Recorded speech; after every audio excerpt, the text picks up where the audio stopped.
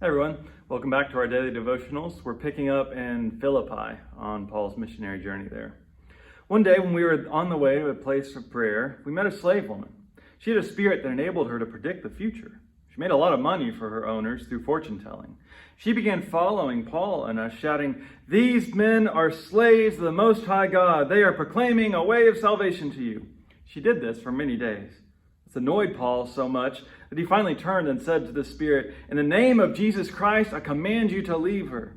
It left her at that very moment. And when her owners realized that their hope of making money was gone, they grabbed Paul and Silas and dragged them before the officials in the city center. When our owners approached the legal authorities, they said, "These people are causing an uproar in our city. They're Jews who promote customs that we Romans can't practice or accept." So what we're seeing here is that idolatry is connected to the economy. Right? The worship of other gods is not just about those gods, it's also about money.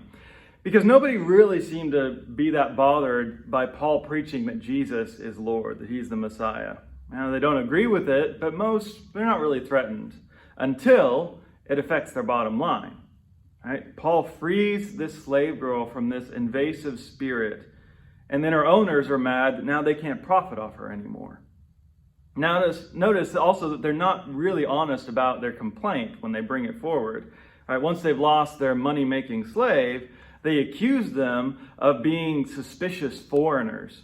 Right? Mistrust of outsiders is common, but they're only really attacked when it seems like, well, they're taking jobs away.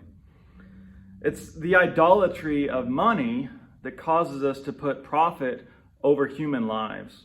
It happens today, and it happened then, right? It was happening with this slave girl and with how they treat Paul. And there's countless ways that we still have this same problem.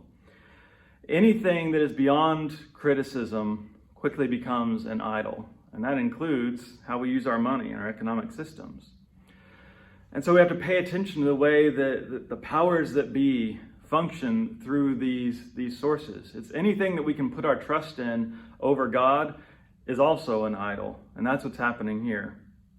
And so the way to freedom from this kind of idolatrous power comes through Christ. He does call us to trust in something higher than money or power. And he also calls us to see the humanity in others and put them first, no matter what it actually costs.